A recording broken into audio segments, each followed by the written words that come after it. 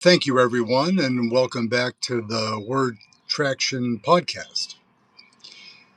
Memorial Day in the United States. For those of you in the armed services, thank you for your service. For those that have gone on to better places, to Valhalla and otherwise, we owe you a debt of gratitude that we can never repay. And it's so easy to forget, even in the middle of a war or two, because we're in Ukraine in a way. Um, it's easy to be distracted with the fire hose of information and the purposeful distraction coming out of the White House and other places. What I was thinking about today as I was uh, listening to some news this morning, and I shared this on the feed earlier, and actually had exchanged thoughts on the chat with another gentleman well north of 21, like myself, who we were commenting on the changing of the guard, right? And that he had been there 60 years ago. I don't recall if he said he had last been there 60 years ago, but that was the impression I got. And I started thinking myself, and it's been probably 30 years for me since I've been to Arlington National Cemetery.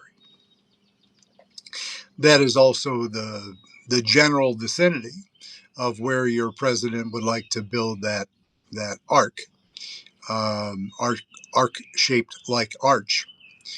But that's not our subject for today, or is it? Reverence. Reverence is a word. You'll find it several times in the Bible. Usually, at least in the Old Testament sense, it's paired with fear, fearing God.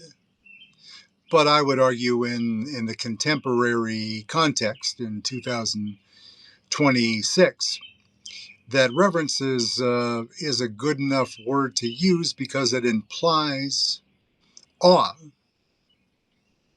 and you shouldn't fear God, or not a biblical scholar like J.D. Vance, who has the temerity to try to school the Pope on how to not get too Christian on him and make him feel uncomfortable. But yeah, yeah. Uh, stay with the honor part and the reverence. In our current situation with Donald J. Trump and Pastor Pete Hegseth, those are the two forward facing representations of our nation's military, the Secretary of Defense and the Commander in Chief. And I have I have a very difficult time squaring the beautiful intentions of my reverence for people who serve and protect us. And there's a bunch of them. And there were wars that were more popular. There were the difference in the way that those who fought in World War II, the greatest generation. My own father had well, just by the numbers. I'm also gonna warn you in advance. There's a macho bee who is stalking me right now, and you will probably hear him because he is as big as a drone, and I think that I'm interrupting a particular corner where he's considering building a nest. But I think the women do all the work on that kind of stuff. But he's surveying the area, and he's flying in and out, and he's bigger than a house. So if I all of a sudden I start screaming like a 3-year-old girl, excuse me, or boy, then you will know that is probably who I came head to head with. If I make some really, really loud sounds, that means it was a drone. And I'll wish you a good evening in advance if I'm unable to do so myself.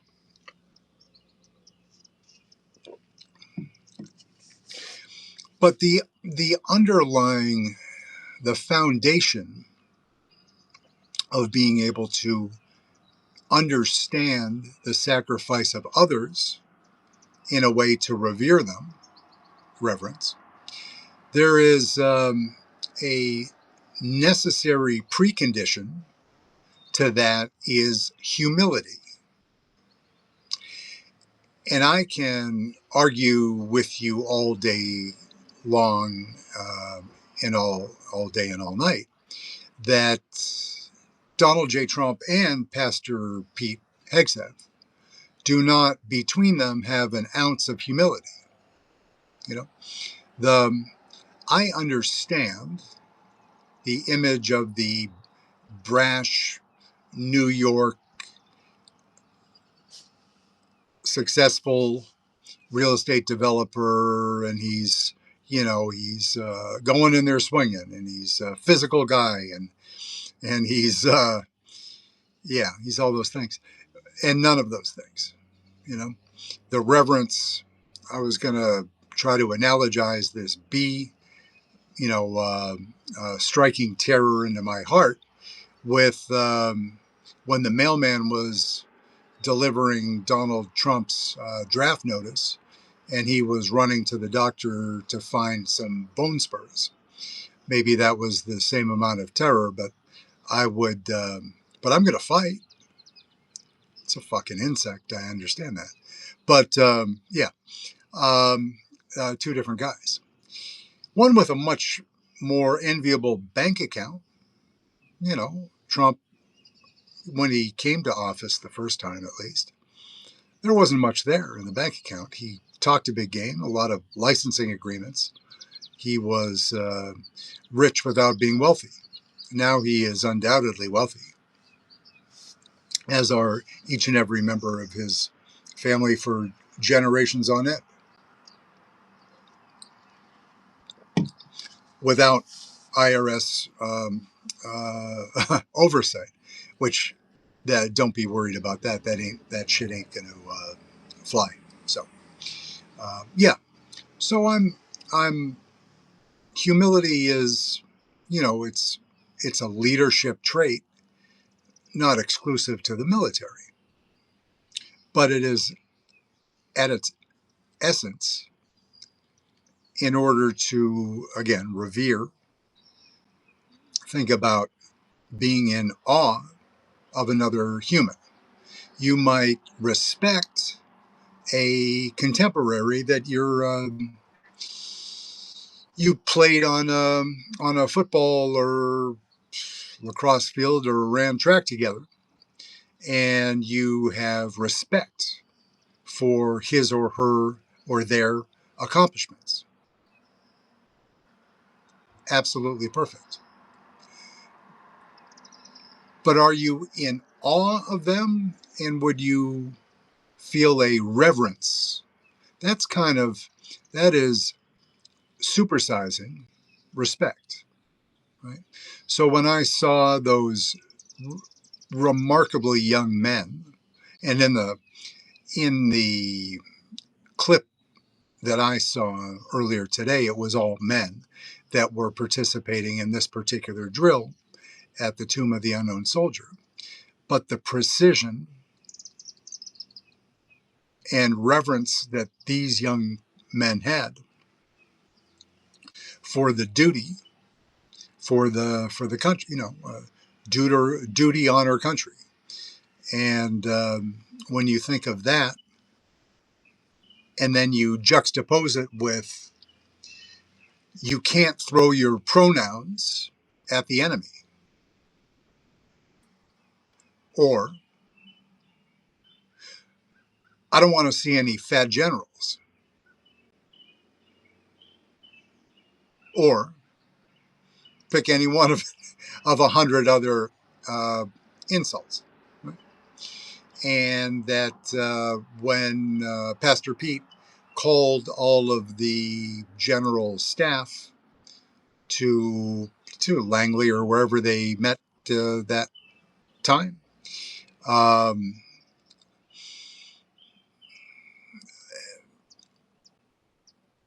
the generals are not going to say a word because they're generals and they're taught whatever their particular political leanings might be, that you don't voice it while you're in service to the nation. Retired generals will do other things, and some are a little bit more outspoken. Um, yeah, McChrystal and others will share their thoughts on the importance of leadership. Perhaps they won't personalize it so directly. Some might. In this particular instance we're dealing with now, where we have somebody who may or may not be giving orders to commit war crimes, right? To engage non-combatants floating in the Caribbean, grasping the edge of a boat, trying to stay alive, and ordering that they be assassinated. No, that's not leadership. Then there is no reason anyone should feel reverence for anybody that participated in that act, anyone in the chain of command that had the opportunity to say no and didn't say no. Commander in Chief, Secretary of Defense, Admiral that's in command of that particular area. It's very disturbing. Can there be mistakes? Of course. That wasn't a mistake. That was well documented with videographic evidence that will persist throughout time. The the young girls that died on the first day of the conflict in Iran in the school. That, to be fair, that school is co-located on a plot of land that once held a military facility. There's some debate as to the last time that was actually used for that task, but it was knowable. There is fake news or not, the AI tools seem to be rather helpful. And if you're trying to determine, you're doing your targeting, you might just take the extra millisecond to reconfirm, knowing what we know now about targeting and the ways in which the Palantir with the Anthropic riding shotgun to their systems, how quickly and efficiently they can sort through real-time data, satellites, historical data, and come out with an answer in less than a half of a second. You could spend that much time to save the lives of some innocents. And if you didn't, then you're a bad human being and you're bad at your job. You are not deserving of reverence. Right? And reverence, you could argue, perhaps we should be conservative in how we grant that emotion. That you can I just get by with regular respect? I'm a private first class. just doing my job, collecting a paycheck, sending it home to my wife to feed my kids, repeat. Yeah, I don't really. Yeah, my CO, okay. Yeah, he's all right. No, my CO, it's a girl. I can't really get used to that. It's a woman, so. But I'm here to do a job. I'm just gonna do my job. I'm gonna watch out for my brothers and sisters, punch in, punch out, and come home safe every day. I respect the officer because he or she is a superior officer, and that's enough. But reverence is something a little bit different for those of us that are not out there on the firing line, right? They they wouldn't get a rifle anywhere near me. You don't want rando guy no see with a rifle. That doesn't work out well for anybody, even for the guy that's holding the rifle. You know? Old days different. Yeah, but I'm not looking for reverence. But the sacrifice that they make day after day, right? The soldiers, the non-coms, the the grunts. There are on Vladimir Putin's side of the line. He's buying North Korean soldiers a dime a dozen and throwing them out there against swarms of drones right now, maybe right this minute. Tremendous physical cost just this weekend with with Putin swarms of drones and missiles at civilian targets. You can never have reverence for an individual like that. That's committing war crimes on war crimes on war crimes. You know, like I said, in the heat of battle, in the fog of war, mistakes happen. Will we find out in 2, 3 years once the Trump administration is gone and we actually have a fair assessment of what went on? We have a bona fide good faith partner in investigations. What will we find out? I don't know. Nobody does. We know that the kids died. We know the kids died because of U.S. ordinance. We don't know what was targeted near that site, at that site. Was it that outdated information that could have been with, but for negligence among those that put together the targeting package? Would those children be alive? Then we have to look into a war crime, right? Negligence. Uh, Mistakes happen. Mistakes are not negligence. That's a different standard. Right? So, but on a positive note, I guess I always hang my hat on humility, although I, an imperfect, a deeply flawed human being, as we all are, I don't always, I don't always hit the mark. I try, and then try again the next day. And on a day like today, when on Memorial Day, when we're thinking about those that tomb of the unknown soldier, that those young soldiers whose parents weren't even born when the tomb of the unknown soldier was built. It doesn't matter because if there is one soldier that doesn't go home, That's one too many. And I'm afraid, not afraid, but I'm disappointed to feel that the Trump administration, as a matter of convenience and to get more positive news about what's going on in the war effort.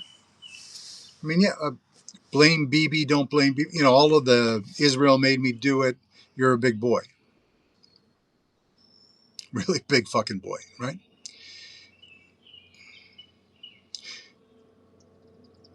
I am concerned, not in the Susan Collins sense, that we're not getting the information regarding the wounded and deceased.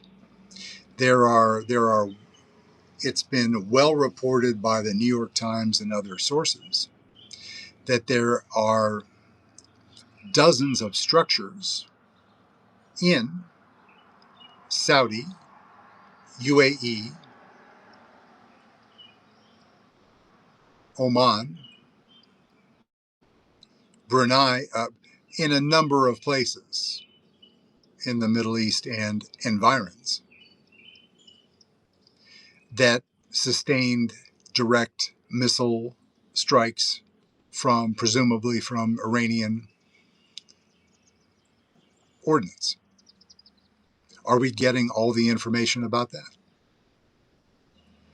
I would argue that the risk is in the direction of underreporting that information, which is just a miserable thought when these young men and women, not for a ton of Bitcoin, not for a good day on Kalshi, not for Polymarket spare change. They're not betting on oil futures. They're making barely a living wage, and living on base to save some money until such time as they can, get a place off base. It's a it's a long it's a slog. It's a long struggle. The way that we treat, not I'm not talking about in the Trump administration. I mean historically, it ain't great, but they do it for for duty on our country, and perhaps that they have reverence for their father and grandfather before them that gave their lives valiantly in Vietnam, Korea, World War II. Right? Those World War II veterans have, most of them have sort of aged off of this the mortal coil. Right? Just Dan Rather's Greatest Generation. Right? And when I think of my dear father, who was he was just because of the vagaries of age. He came of age and did his service between Korea and Vietnam.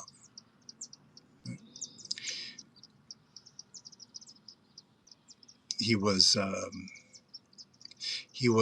what CID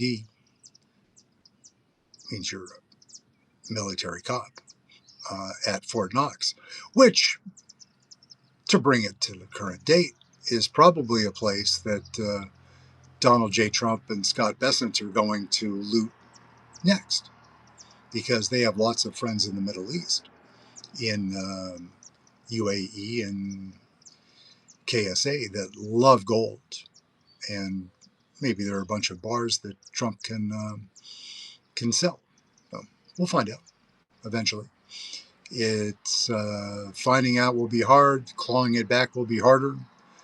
Getting convictions in state courts with a bunch of silly people, And Trump's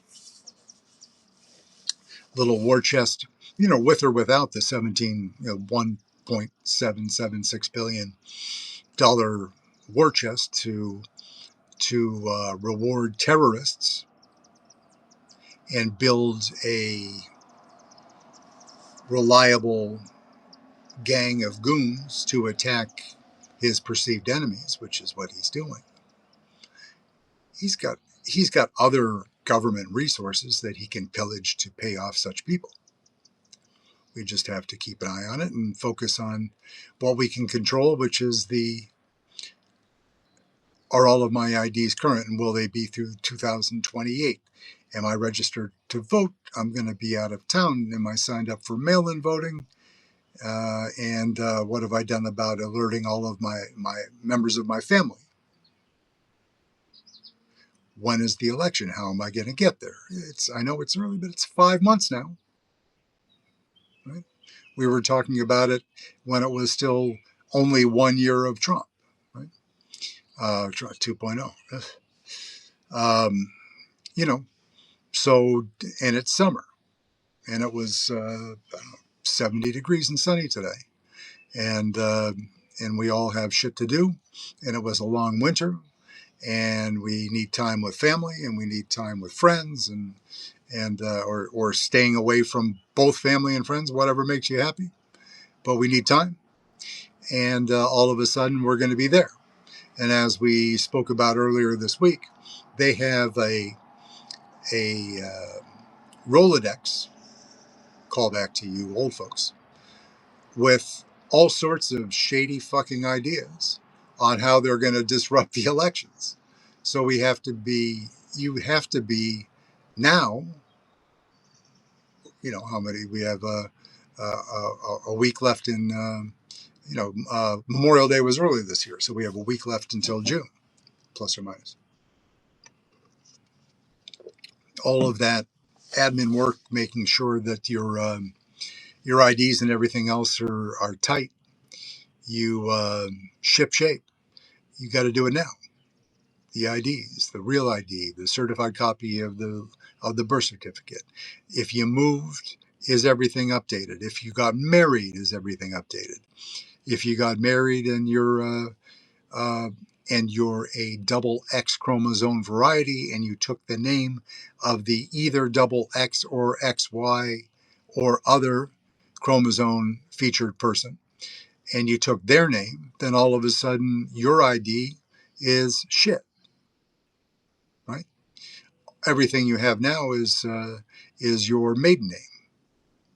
So you and we none of us have an endless supply of money except your president. So uh, a buck 60, $165, I think it is, for a new passport is a lot of money. But plan it out.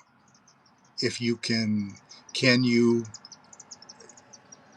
it's cutting a little bit. Can you break that into 3 pieces, save up for it, and talk to your postal folks or check the website?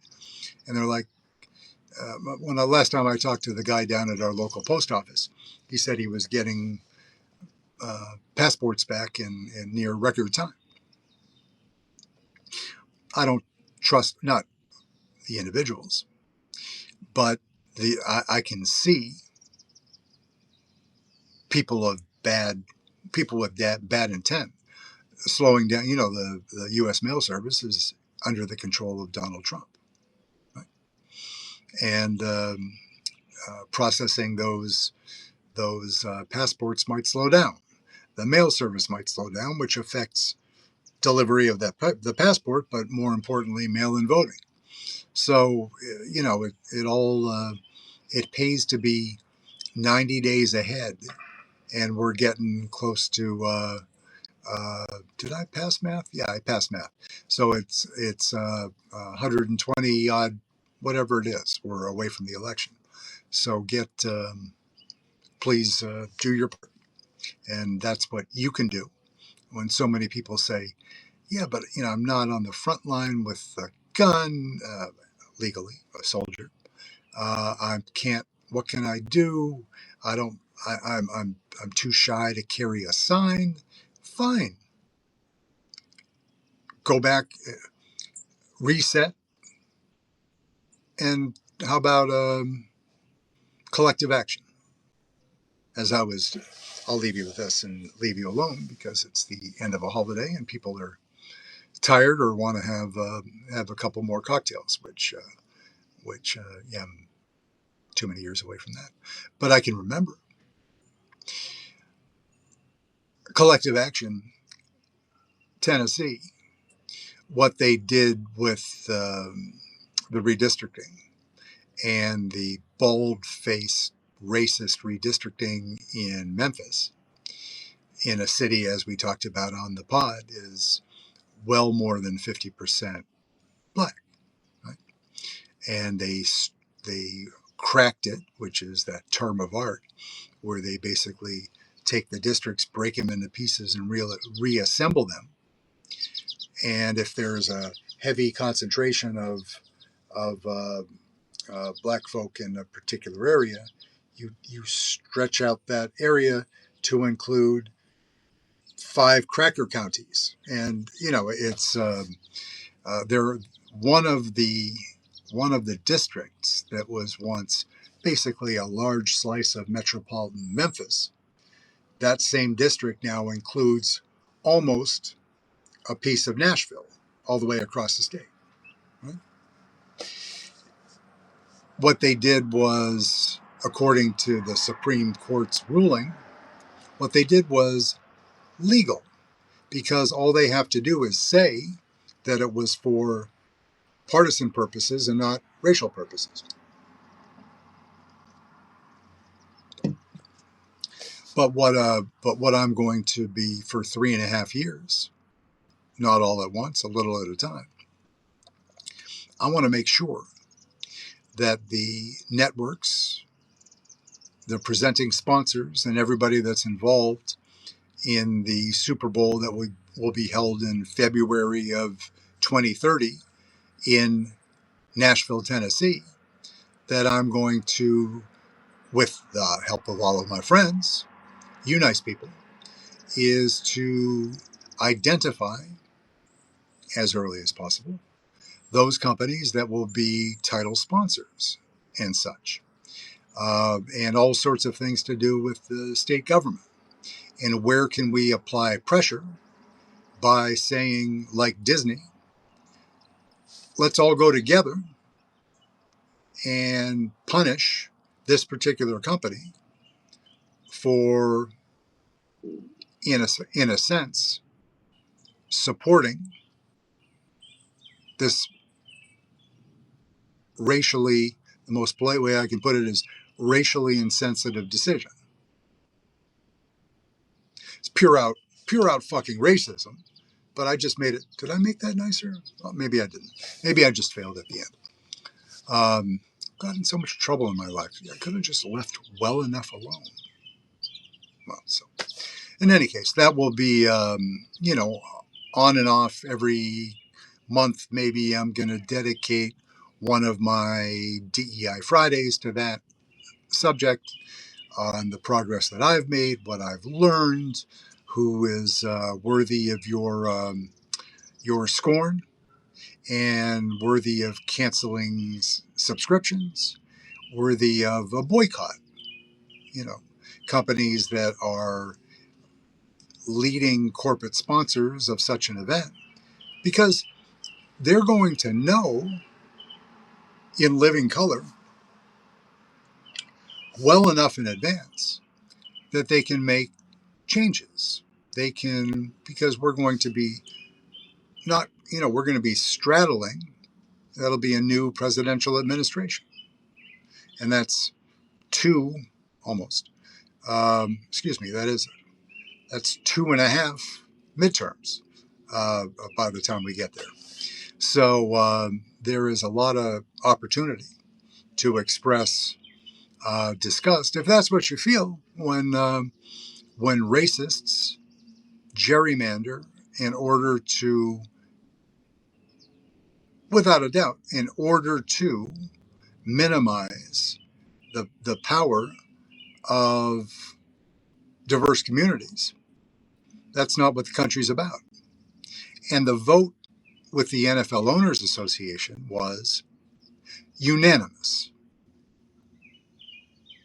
right? And this decision came out before then, so it was close. It was a few days before, So like, oh well, I don't. That's like you ask. I was commenting on a very good interview by a guy that I don't vibe with, as the kids never say. Um, the head of the Dana White, who is the head of I was going to say World Wrestling. No, he's not the head of World Wrestling. He is combat sports. He is yeah, he's that stuff. And he's tremendously successful. He bought it at a time when it was when the that at that time the organization was in financial straits, and he White and his partners who own casinos in Nevada. That so there are a few bucks running around. That they bought the organization, he built it up, and with the genesis of that was White, and um,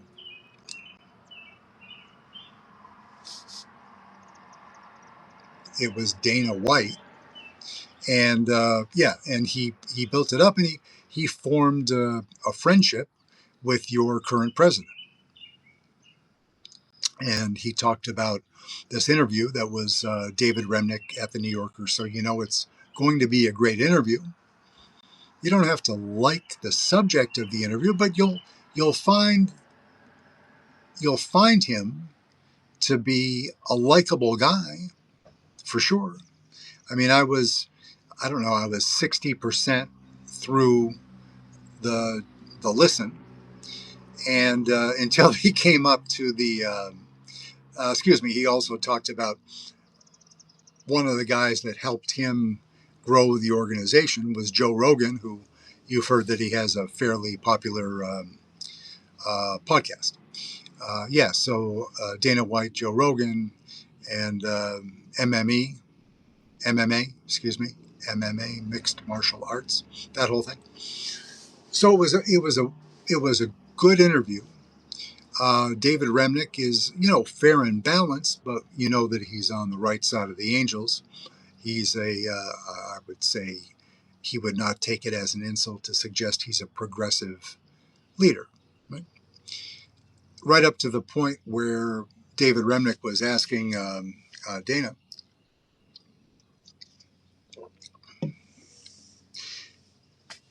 so how do you account for the fact that Trump did this meme that represent clip meme whatever that portrayed Mr. and Mrs. Barack Obama as apes, and this wealthy, well-educated, highly successful business person, Dana White, said, I really, I didn't see it, right? Everybody saw it. If you once you did and you found out how damaging it was by somebody, I believe that White is a very close friend of the president's. In fact, there's going to be one of these MMA programs on the White House lawn or grounds coming up soon. So because your president's birthday is on June 14th, so shop now, shop early and often. But that seems to be the entire Republican Party. When Trump puts them in a uncomfortable position, senators, yeah, well, I didn't see the tweet. so I can't really comment on what he said. But anyways, have a nice day. Nice suit, nice dress. And they uh, they skip, right? And when I can expect that from a senator, Republican senator, because they're all a bunch of fucking cowards now, right? Except Massey. um, yeah, but from this successful, well-spoken, well-educated man who is a billionaire, I understand he's a friend of Trump's, but it's that's kind of like that's the that marking yourself as a cult member, like when people scream, "She's a DEI hire," or ESG is for pussy, whatever. Any of that crazy ass RFK Jr.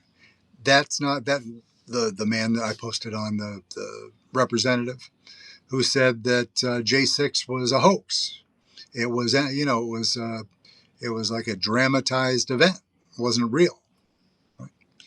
Now, do some of them believe that?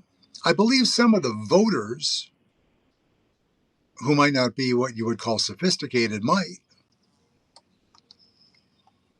But no, if you're in if you're a elected representative, you or your staff is aware of these things because it's your job to be aware. So yeah, lying, bullshit, kind of the standard for the Republican Party, not the party of Reagan, but MAGA, and for what it's worth, which ain't that much. So reverence again for those of you in the armed services currently. Thank you sincerely for your service. When you listen to people that you might interpret are a little bit to the left of center when it comes to politics, that doesn't mean that the integrity when it comes to the respect for those that protect our country is any less. That's not the case. It's just that we perhaps feel that the value of your contribution and your life and your sacrifice is being frittered away by people that don't know what they're doing, and they're in elective conflicts, right? We lost those whatever they're owning up to now at 13 or whatever it is, that terrible loss right near the beginning in that unreinforced mobile home in Kuwait. Inexcusable. But again, accidents do happen, and people that are in the military, that they unfortunately these were reserves, all in Kuwait. Excuse me. They yeah, it was just it was uh, it was shocking and sad. So, um, but part of our job as citizens that pay the bills that support the army. It isn't Donald J. Trump. He's not funding the military. Right? He's redirecting some of those funds meant for advanced weaponry to his sons, their drone company. It's a thing. So part of reverence, part of showing reverence is to, with humility, make sure that if you're put in harm's way, that it's necessary.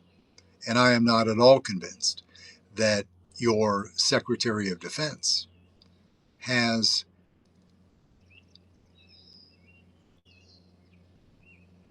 the intelligence or the integrity to make sure that that's the case at all. So, But honor to you, to all those that have come before you, the ones that fell in the line of duty, and to all of our parents that served as well. So thank you, and a good evening, and we'll catch up with you sometime tomorrow. Thank you so much. Have a great night.